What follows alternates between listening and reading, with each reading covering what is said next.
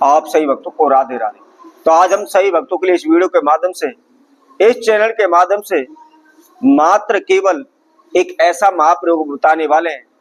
आप केवल इस उपाय को 3 दिन कर देते हैं तो 3 दिन के अंदर ही आपको माला माल हो जाएंगे, धन की प्राप्ति हो जाएगी, बड़े से बड़े कर्जे से आपको मुक्ति मिल जाएगी, करोड़ों रुपया आपके पास आ जाएगा, आप करोड़ों रुपए में खेलने लगेंगे, जीवन में कभी भी धन पैसे की किल्लत नहीं रहेगी। आप एक एक रुपए के लिए तरस रहे हैं, मारे मारे फिर रहे हैं, दर दर की ठोकरें खा रहे हैं, कभी किसी से पैसा मांगते हैं, कभी किसी से पैसा मांगते हैं। और आज के समय पर ऐसी स्थिति आपकी हो चुकी है कि मांगने पर भी आपको पैसा नहीं मिल पा रहा, काम की तलाश में इधर उधर भटक रहे हैं, कहीं से कोई भी आपको काम नहीं मिल पा रहा, नौकरी नहीं मिल पा रही, इधर उधर से जान पहचान वालों से, अड़ोसी पड़ोसी रिश्तेदारों से आपने पैसा उठा करके ब्याज पर लेकर के अपना कारोबार प्रारंभ कर दिया, परंतु कारोबार भी न चलने की वजह से, दिन प्रतिदिन घाटा होने की वजह से आप लाखों रुपए के, करोड़ों रुपए के कर्जे के नीचे आ चुके हैं। ऐसे में करें तो क्या करें, कहां जाएं? आपने भगत सियानों के चक्कर काट लिए, तांत्रिकों के चक्कर काट लिए, तंत्र मंत्र करवा करवा करके देख लिए, ओने टूट के कर करके आप थक चुके, लेकिन कोई भी लाभ आपको नहीं हुआ, कोई भी रास्ता आपको नहीं मिल पाया है। तो मात्र केवल 3 दिन आपने छोटे से प्रयोग को करना है, शीघ्र ही आप करोड़ों रुपए में खेलने लगेंगे, माला माल हो जाएंगे, धनवान हो जाएंगे। तो इस प्रयोग को कैसे करना है, किस समय पर करना है, क्या इसकी विधि है, इसकी जानकारी के लिए आप हमारी इस वीडियो को संपूर्ण सुने, आखिर तक आप हमारे साथ जुड़े रहें। और इसके साथ साथ जो कोई भक्तजन पहली बार इस वीडियो के माध्यम से हमारे साथ जुड़े, वह सर्वप्रथम हमारे चैनल को सब्सक्राइब करें, लाइक करें, कमेंट बॉक्स में जाकर के राधे राधे अवश्य लिखें। तो आपको क्या करना है, किसी भी शुक्ल पक्ष के प्रथम सोमवार के दिन से आपको इसको प्रारंभ करना है, और उसके साथ साथ आपने प्रदोष काल में करना है। जैसा कि मैंने पहले भी आपको बताया था, प्रदोष काल संध्या के समय, जिस समय पर सूर्यास्त हो रहा हो उस समय पर आपने इस प्रयोग को करना है। और इसके साथ साथ मैं एक बात और आप सभी को बता देता हूं, इस प्रयोग को आपने घर के अंदर नहीं करना, किसी भी तीर्थ मंदिर में जाकर के आपको करना है। क्या करना है, नहा धोकर के, फ्रेश होकर के, धुले वस्त्र धारण करके आपको थोड़े से पीले अक्षत लेने हैं। उसके साथ साथ आपने एक मिट्टी का दीपक लेना है, और मिट्टी के दीपक के अंदर आपने उस चावलों को रख लेना है, और उस चावलों के अंदर 2 साबुत लौंग आपको रखनी है, टूटी हुई लौंग ना हो। जो लौंग आपने देखी होगी उसके ऊपर एक छोटा सा फूल बना होता है। तो वह कई बार क्या होता है, हम बाजार से भी खरीद करके लाते हैं तो आधी लौंगों का वो फूल टूटा हुआ होता है, तो वह लौंग साबुत नहीं होती, खंडित मानी जाती है, इसलिए उसका आप कोई भी प्रयोग, कोई भी उपाय करने में सक्षम नहीं हो सकते। जो फूल वाली लौंग होती है उसी को आपने लेना है, और उसके साथ में थोड़ा सा आपको कपूर लेना है। अब कपूर लेकर के आपने उस मिट्टी के दीपक के अर्धन मिट्टी के बर्तन के अंदर रख लेना है।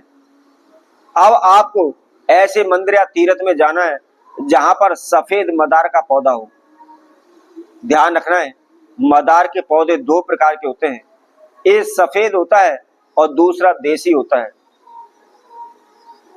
देसी पौधा आपको कहीं भी जंगल में, कूड़े कचड़े में, जहां मर्जी खड़ा आपको नजर आ जाएगा, परंतु जो सफेद आक है वह हर एक जगह पर आपको प्राप्त नहीं हो पाएगा। तो आपको जहां कहीं भी, जिस किसी मंदिर में मदार का पौधा है, मदार के पौधे को आपके पास जाना है। मैं आपको बता देता हूं, मदार के पौधे को आम भाषा में आक का पौधा बोलते हैं, या कुछ जगहों पर इसको आकड़ा बोलते हैं। इसको यदि हम तोड़ करके देखते हैं तो इसके अंदर से दूध निकलता है। इसके साथ साथ इस पर जो फल लगता है, और फल कुछ दिन बाद सूख जाता है, तो उसको तोड़ करके देखते हैं उसके अंदर से कॉटन सी निकलती है। तो वह आपने बच्चापन में खेतों में या गांव में देखा होगा, हवा के साथ वह हवा में उड़ते रहते हैं। तो आपने सभी सामग्रियों को लेकर के मदार के पौधे के पास जाना है।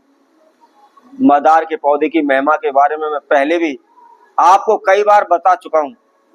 यह हमारे सनातन धर्म के अंदर पूजनीय पौधा माना जाता है। इसके अंदर देवादिदेव महादेव का वास माना गया है, उसके साथ साथ गणेश जी महाराज का वास माना गया है।